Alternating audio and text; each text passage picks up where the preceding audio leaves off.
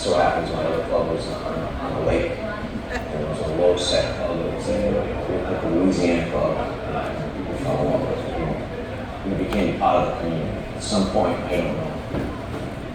We tried out something at Zydeco, we just couldn't connect with any Louisiana bands. So we ended up making a lot of calls, and by the fall, I had hooked up with a few different bands. One was Leroy Thomas, who was always here in Zydeco Wilderness. And we really started plowing into Zydeco. I started booking heavy, but not for the money I was making, because there was not a lot of money. They don't drink, they drink water. It was for the feeling that we had. Me and my wife both fell in love with the crowd. My son, we felt safe taking my 7-year-old son to the Zydeco events. And, somehow it became a part of our lives. There wasn't a lot of money. I just have to be there. We do Zydeco for the love of the music. We do blues and swing and rock to make money.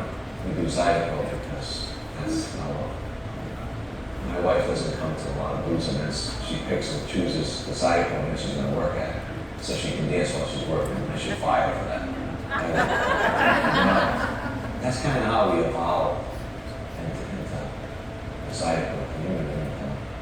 What started happening over a period of time was we put a really good relationship with some of the bands. A lot of them started staying in our house and we came on and with them.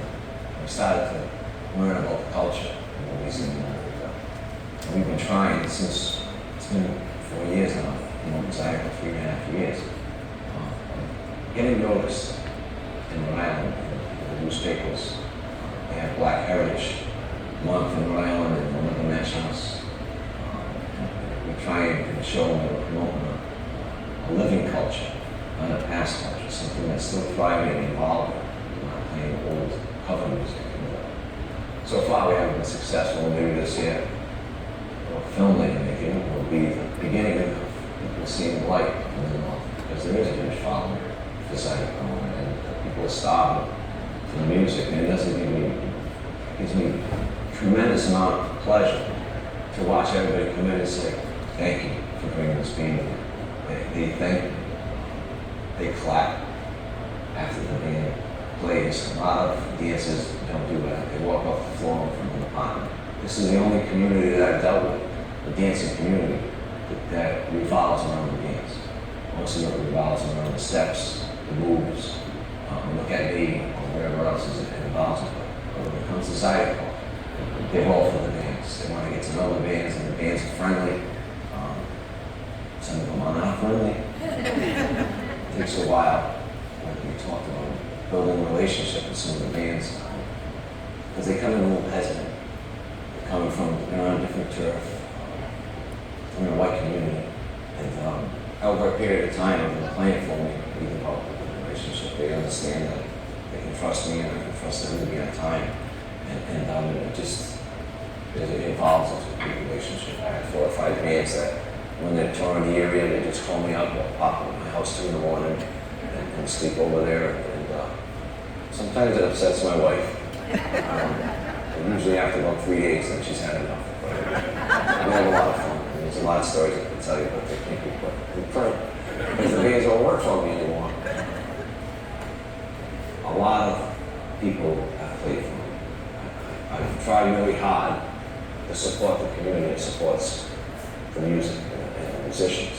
So I work real hard on getting any kind of band that I think is a quality band for Rhode Island up here in Rhode Island. We went down to the Zydeco Festival in Florida, Fort Lauderdale. And we talked to all the bands there. Most of them had already played for them. We talked to Dora and the Bad Boys all coming up, and we went through the whole list of stuff, because we're always trying to recruit new bands to come up. So there's nothing better for me to bring a young band up. We have Marcus Adwin. He's another one of the Adwins. And he's coming up in October. He's a new band. We give him a shot. And let's see what he can do. And the biggest thing is getting the people to trust in my choices of music.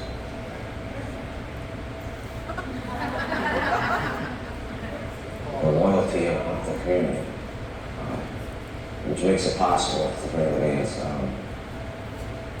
I know that I can put a Louisiana band in here on a Sunday 90-degree hot weather day in the ocean state when everybody's at the beach, and 150 people will come to support the music. And, I think that's the most different I found in any community. There's too many other factors, and I think when you work with this community, they work with you. And I've never found that in any other thing that I do. And because of that, I think at the Catfish we're trying some new, different stuff.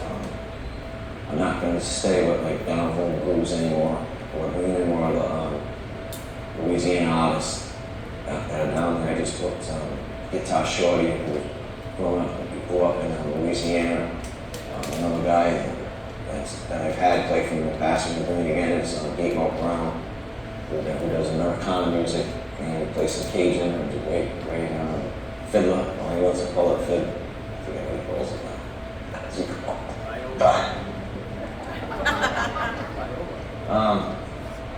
Some of the other bands that we got coming, Curly Taylor, other new kinds of things we tried that we know that's like people support. We brought Candy Cane from California. The ones that are on a regular basis, it's the whole Carrier family, we bring them up whenever they're in. Andre Theory from California. A whole list of some of the other bands that play for us. Rosa Ledette, this is her only club date of the year. She plays for us. Gino Del Floyd's, he's played for me several times. He's played my last night at Sal's, which was phenomenal. And plus all the local talent that's around that we bring. Wayne's on a regular basis, and we play on the side of course another band. One of the most helpful bands that helped me the most in the community was Magnolia, Shelton Whiskey.